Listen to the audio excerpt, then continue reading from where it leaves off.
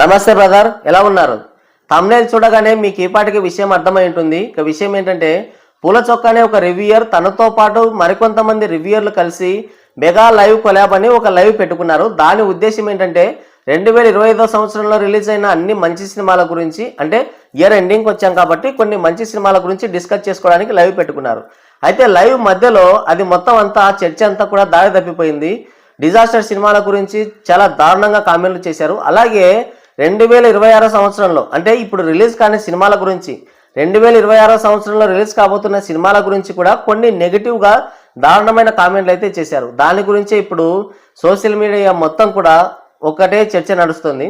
ఈ పూల చొక్కా పైన మెగా ఫ్యాన్స్ అంతా ఫైర్ అవుతున్నారు. ఎందుకంటే తను మాట్లాడుతూ, చర్చలో భాగంగా మాట్లాడుతూ, ఈ చర్చలో పెద్ది సినిమా గురించి, అలాగే అఖండ సినిమా గురించి, వార్ 2 గురించి, హరిహర వీరమల్లు సినిమా గురించి, కింగ్డమ్ సినిమా గురించి, వీటన్నింటి డిస్కషన్ నడిచింది. ఓకే, అవి సినిమాలు రిలీజ్ అయ్యాయి, ఫ్లాప్ అయ్యాయి, దానిపైన ట్రోల్స్ నడిచాయి, నెగిటివ్ కామెంట్స్ వచ్చాయి, మిక్స్డ్ టాక్ వచ్చింది. ఓకే, దాని గురించి కాదు. అయితే 2026 సంవత్సరంలో రిలీజ్ కాబోతున్న పెద్ది సినిమా పైన కూడా నెగిటివ్ కోణంలో కొన్ని కామెంట్లు అయితే చేశాడు. తను మాట్లాడుతూ, ఈ పెద్ది సినిమా స్టోరీ తనకు తెలుసు, కానీ చెప్తే కేసు అయిపోతుంది అన్నాడు. దానికి బార్బెల్ పిచ్ మీటింగ్స్ ఉండి, వద్దు నువ్వు స్టోరీ చెప్పడం వద్దు, కానీ స్టోరీ విన్న తర్వాత నీకేమనిపించింది అది మాత్రం చెప్పు అన్నాడు. అంటే అసలు ఈ సినిమాతో స్టోరీ ఎలా తీస్తున్నారు, మళ్ళీ దానికి చిక్రీ అనే ఒక సాంగ్ కూడా పెట్టావు బుచ్చిబాబు అని ఒక నెగిటివ్ కోణంలో, అంటే సినిమా రిలీజ్ కాకుండానే సినిమాని చంపేసే ప్రయత్నంలో భాగంగా మాట్లాడినట్టుగా దానిపైన కొన్ని నెగిటివ్ కామెంట్స్ అయితే చేశాడు. దాని పట్ల ఇప్పుడు మెగా ఫ్యాన్స్ అంతా కూడా ఫైర్ అయిపోతున్నారు. అఫ్ కోర్స్ మధ్యలో అఖండ 2 సినిమా గురించి కూడా చాలా దారుణమైన కామెంట్లు చేశాడు. దాని గురించి కూడా మాట్లాడుకుందాం. ఈ అఖండ 2 సినిమాకి కూడా చాలా నెగిటివ్ కోణంలో, అంటే అసలు ఇది ఎలా అవుతుంది, అదెలా పాసిబుల్ అవుతుంది, ఇది ఎలా వర్కౌట్ అవుతుంది, అసలు బోయా సినిమాకి వెళ్ళాలంటే మెదడు తీసి ఫ్రిడ్జ్లో పెట్టాలి అన్నట్టు ఏదేదో నెగిటివ్ కోణంలో అఖండ 2 సినిమాకు కూడా చాలా దారుణమైనటువంటి రివ్యూ అయితే ఇచ్చాడు. కాబట్టి అటు బాలయ్య ఫ్యాన్స్ కావచ్చు, ఇటు మెగా ఫ్యాన్స్ కావచ్చు, పూల చొక్కా పైన అండ్ అక్కడ ఉన్నటువంటి రివ్యూయర్లు ఎవరైతే ఉన్నారో వాళ్ళందరిపైన కూడా చాలా అంటే చాలా కోపంగా ఉన్నారు. రివ్యూయర్లే సినిమాలని చంపేస్తున్నారు అనే ఒక రూమర్ అయితే ఉంది. అది కూడా చాలా వరకు నిజమని చెప్పాలి. కొన్ని సినిమాలు మాత్రమే తప్పించుకొని బతికి బట్టగట్టగలుగుతున్నాయి. సంక్రాంతికి వస్తున్నాం సినిమా ఒక క్రింజ్ సినిమా అయితే దానికి రివ్యూలు కూడా చాలా దారుణంగా వచ్చాయి. కానీ ఎందుకనో ఆడియన్స్ దాన్ని విరగబడి చూశారు. ఎందుకనేది ఒక అంతు చిక్కని ప్రశ్నగానే మిగిలిపోయింది. అదే డాకు మహారాజ్ సినిమాని అంత బాగా తీసినా కూడా ఆ సినిమాని ఎవరు పట్టించుకోలేదు. దానికి కూడా నెగిటివ్ రివ్యూలే పడ్డాయి. ఇప్పుడు అఖండ 2 సినిమా విషయానికి వస్తే మరీ దారుణమైన రివ్యూలు అయితే ఇచ్చారు. దానివల్ల సినిమాకైతే పెద్ద దెబ్బ తగిలిందనే చెప్పాలి. సరే, ఈ సినిమాలంటే రిలీజ్ అయ్యాయి, అఖండ సినిమా రిలీజ్ అయింది, దాని మీద మీరు నెగిటివ్ రివ్యూలు ఇచ్చారు. మరి కోపంతో ఇచ్చారో లేకపోతే మీకు ఏం నచ్చలేదో తెలియదు, కానీ నెగిటివ్ రివ్యూలు అయితే ఇచ్చారు. బట్ పెద్ద సినిమా అసలు ఇంకా రిలీజ్ కాలేదు కదా. రిలీజ్ కాని ఒక సినిమా పైన ఏ విధంగా మీరు రివ్యూలు ఇస్తారు? అంటే ఆ సినిమాని రిలీజ్ కాకుండానే చంపే ప్రయత్నం చేస్తున్నారు.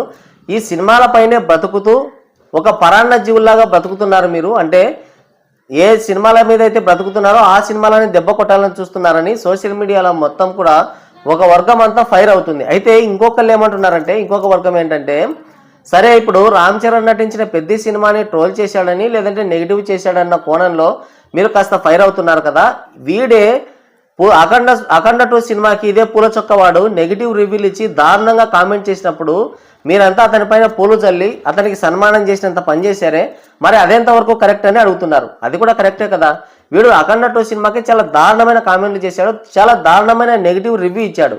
అప్పుడు ఎవరు మాట్లాడలేదు, పైగా ఆనందించారు. ఓ సినిమా పోయింది, బాలయ్య సినిమా పర్వాలేదు, ఫిజిక్స్కి వ్యతిరేకంగా ఉంది, న్యూటన్ లాస్ వ్యతిరేకంగా ఉంది, ఏదేదో మాట్లాడేసి సంతోషించారు. బట్ అది కర్మ రిటర్న్స్ బ్యాక్ అని మళ్ళీ వీళ్ళకే వచ్చేసింది. అంటే రిలీజ్ కానీ సినిమా పైనే ఆ ఎఫెక్ట్ పడిందన్నమాట. ఇప్పుడు వాళ్ళకి తెలిసి వచ్చింది, అంటే సినిమాని చంపడానికి ప్రయత్నం చేస్తున్నారని ఇప్పుడు అరుస్తున్నారు. అదేదో ముందుగా అరిచుంటే అటు బాలయ్య ఫ్యాన్స్ ఇటు మీరు అందరు కలిసి ఖచ్చితంగా వాడిని తొక్క తీసి ఉండేవాళ్ళు కదా. అలా చేయకుండా వాడు అఖండ 2 సినిమాకి నెగిటివ్ రివ్యూలు ఇచ్చినప్పుడేమో సంతోషించి పెద్ద సినిమా గురించి ఏదో కామెంట్ చేశాడని ఇప్పుడు ఫైర్ అయిపోతున్నారు. అది ఎంతవరకు కరెక్టో వాళ్ళకి తెలియాలి. అయితే తనే మాట్లాడుతూ అఖండ 2 సినిమా గురించి కూడా ఇంకొన్ని మాటలు మాట్లాడాడు. ఏమన్నాడంటే, ఈ స్పైడర్ మ్యాన్ లేదంటే ఇంకోటి హాలీవుడ్ సినిమాల్లో ఏదో వచ్చేసి బూజుపురుగు ఇలా కుట్టిన తర్వాత అతను కొన్ని శక్తులు వచ్చినట్టుగా అలా చూపిస్తారు, అవి లాజికల్గా ఉన్నాయి. కానీ ఇక్కడ అఖండ 2 సినిమాలో బాలకృష్ణకి ఏ విధంగా పవర్స్ వచ్చాయని అడుగుతున్నాడు. అంటే ఏ విధంగా పవర్స్ వచ్చాయి, అసలు ఏ విధంగా అది లాజికల్గా ఉంది అని అడిగాడు ఇదే లైవ్ కొలాబ్లో. అయితే వీడు సినిమాకి వెళ్ళి ఖచ్చితంగా నిద్రపోయి ఉంటాడు, నిద్ర మేలుకొని సినిమాకి వెళ్ళి నిద్రపోయి ఉంటాడు. మూవీ స్టార్టింగ్లోనే ఆ సినిమా గురించి చెప్పేశారు. అంటే బాలయ్య ఒక అష్టసిద్ధి సాధన చేస్తాడు, తద్వారా తనకి కొన్ని శక్తులు వస్తాయని మూవీ స్టార్టింగ్లోనే చూపించారు. ఇక నీకు ఎక్కడ లాజికల్గా అనిపించలేదో నాకైతే అర్థం కావట్లేదు. ఇలాంటి విధవల వల్లే చాలా సినిమాలు అయితే డ్యామేజ్ అవుతున్నాయి. ఇంకోటి మధ్యలో మాట్లాడుతూ అంటే చాలామంది మాట్లాడారు చాలా విషయాలపైన, చాలా సినిమాలపైన. అయితే ఈ పూల చొక్క అండ్ రగడి వీళ్ళిద్దరు కూడా రిలీజ్ కాని సినిమాల గురించి కూడా మాట్లాడారు.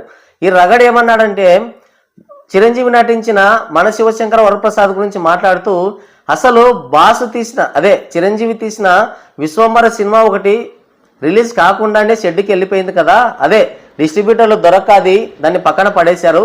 ఇప్పుడు మళ్ళీ అనిల్ రావిపూడితో ఒక సినిమా తీస్తున్నాడు, ఇది ఎంతవరకు ఉంటుందో అసలు ఒక్కొక్క ఫ్రేమ్ చూస్తుంటే అసలు సినిమా చూస్తున్నామన్న ఫీలింగే కలగట్లేదు, చాలా డౌట్గా ఉంది అన్నట్టుగా మాట్లాడాడు. అంటే విశ్వంబర సినిమా ఏదో గ్రాఫిక్స్ పెండింగో లేదంటే ఆ సినిమా అవుట్పుట్ సరిగ్గా రాలేదనో ఆ సినిమా అయితే పక్కన పెట్టారు. మన శివశంకర వరప్రసాద్ సినిమా రిలీజ్ అయిన తర్వాత ఈ సినిమా రిలీజ్ చేయడానికైతే ఆ సినిమాని అలాగే ఉంచారు.